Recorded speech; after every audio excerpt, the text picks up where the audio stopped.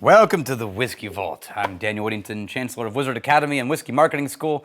You may hear sound in the background. That's because downstairs they are judging the Texas Whiskey Festival submissions, and our schedules overlapped for shooting. So here we are.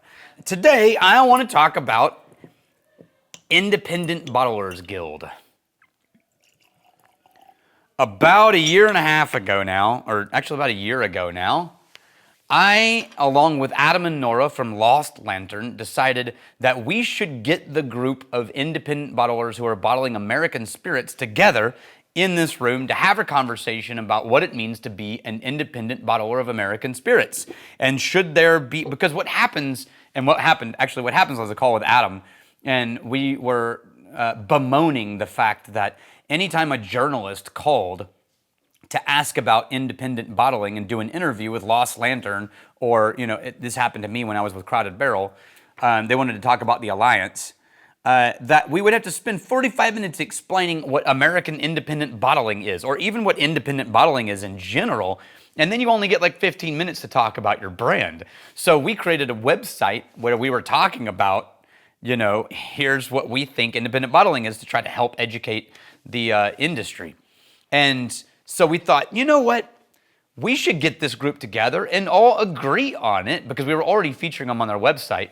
And so we gathered a group of people in this room and we spent a whole day discussing what we thought or should be the requirements of a group called the American Independent Bottlers Guild. And we brought in some retailers, and we brought in some distillers, and we brought in as many of the independent bottlers as we could get into the room. And we came to a conclusion, and we made a list of guidelines, and it took me a year to get the website built and for Adam and Nora to help, clean up the visuals and clean up the writing and make it clearly communicated. And then we officially launched it quietly in the background, now like a week ago. By the time you see this, it'll be about a month. And we now have the website, AmericanIndie.com. The link will be in the description.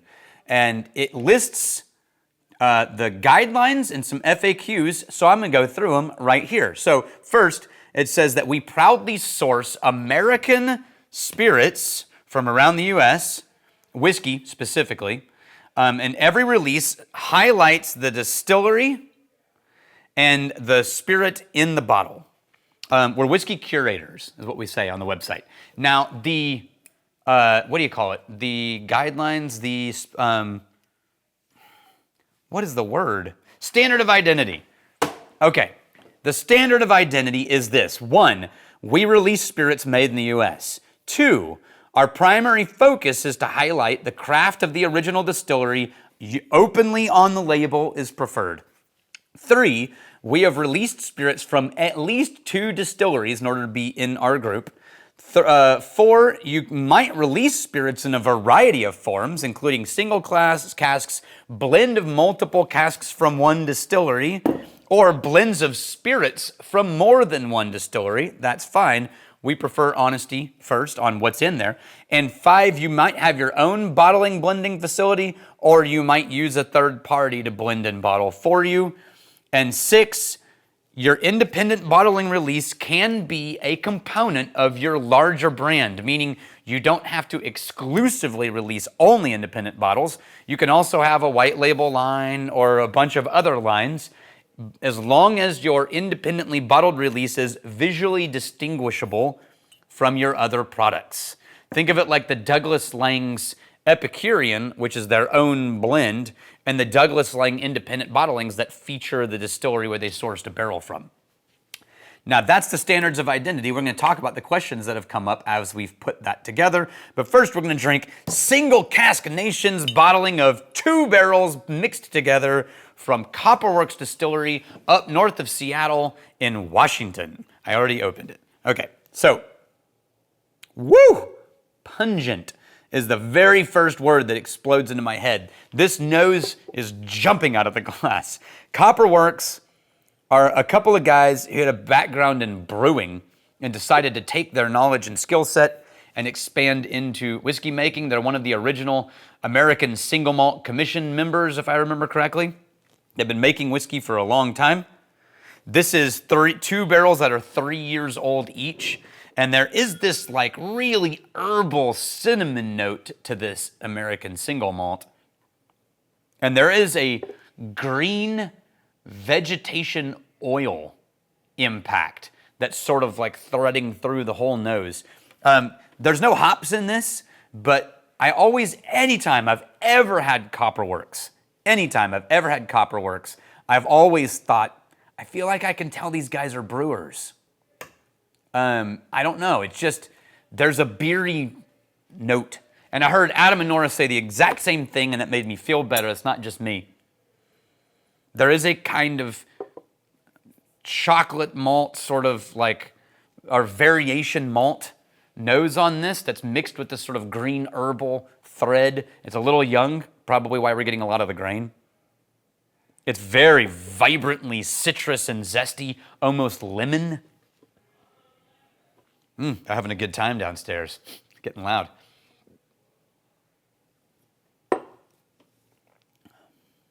Ooh! And it's all in the palate too. That is, wow, you know what that is it's a black tea with a little bit of fruit. Like you've ever had one of those teas that they call like a rainforest iced tea. It's like black tea with all these like some tropical fruit notes into it. It's like a blended tea. And it has this sort of like black tea syrupy sweetness mixed with this sort of like almost tropical fruit layer that's floating in there. Very oily and a little bit of a thread of bright electric green that I can't pin down to a flavor.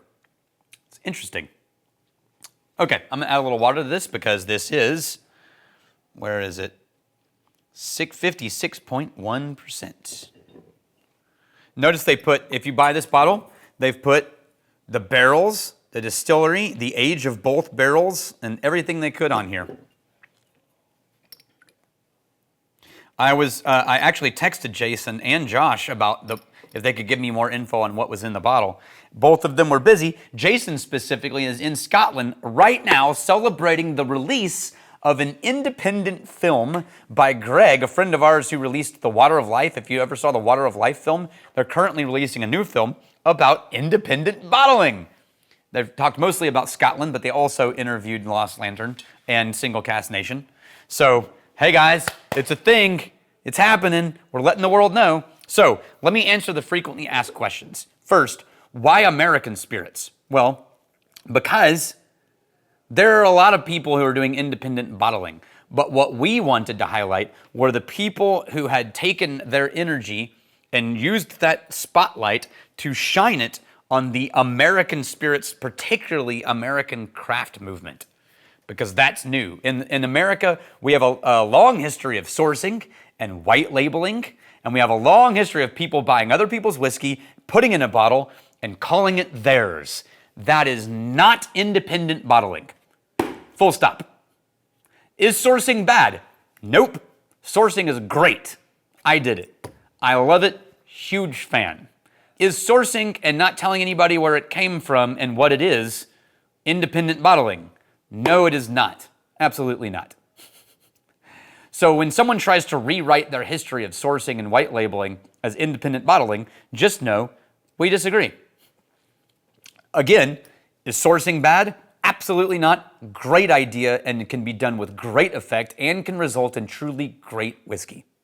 Same thing with white labeling. Fine with it. Just say that's what you're doing. It's not independent bottling. What if a company has a release that doesn't disclose the distillery? What if it's not perfectly? Well, what we say is today's spirit environment is really competitive.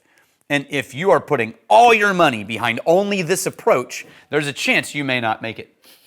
And so if your approach to your business is like, look, we're going to white label and source some things, and that's going to be our money maker, while we also have a line that is truly in the spirit of independent bottling, that is fine with us. We never want to create guidelines that limit creativity and the entrepreneur spirit and the ability for a business to succeed.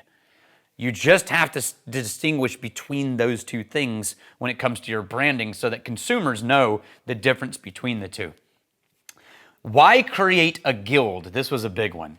What's the point? Why even create a group? Well, because there's a lot of confusion in the market over what is and isn't independent bottling. And as it grows and films come out and Forbes writes articles about it and things like that, we felt it was helpful to have a very clear demarcation of the group of people who believe this is what it means and this is what it doesn't mean. And we wanted to establish that for the record. We also wanted to have something that we could send journalists and writers and media people to so that when we're doing interviews, they can come to that interview prepared with an understanding of the base level of conversation that we're about to have. And it's already working for that. Now there's a fourth one, and that is, how come half the people in your American Independent Bottlers Guild member list are Scottish companies or not focused on American spirits, like Single Cask Nation mostly releases Scotch, right? Or SMWS and That Boutique are Scottish companies, right? Yes, exactly. So the answer is, those guys predate American craft. That's the shortest answer to the question. There's two reasons. One, because those people are actually releasing American products as well, and the history of their business is older than most American craft distilleries. And so it seems foolish to eliminate them from the industry when their business model predated the industry. Two, they are focused, they also shine the light on American spirits, and that's all that we care about, right? They have taken their energy and they've used it to not just shine the light on Scotland and Ireland and the UK, but also to shine a light on American craft. And we really owe them, SMWS, That Boutique, Single Cask Nation, we owe them for the fact that this category exists, right? These guys were the inspiration for a lot of the American independent bottlers. And so it would be foolish to leave them out of our list, because not only are they promoting American spirits, but they also helped found the category that we now live in. And to that we are grateful to them, or for that we are grateful. A little bit of water added to this one, brought a little bit more of the chocolate note forward for some reason. And on the palate, made it more botanical and more green. I liked it better without water again. But cheers to you. Feel free to check it out at AmericanIndie.com. There's no money involved. No money is changing hands. No one has paid to be a member of this guild. This is strictly a community effort to try to help define a category. And I'm really glad you're here. Cheers. Whiskey Vault is also a community effort, and more than ever, we need your involvement. So please like and subscribe if this is the content that you know and love.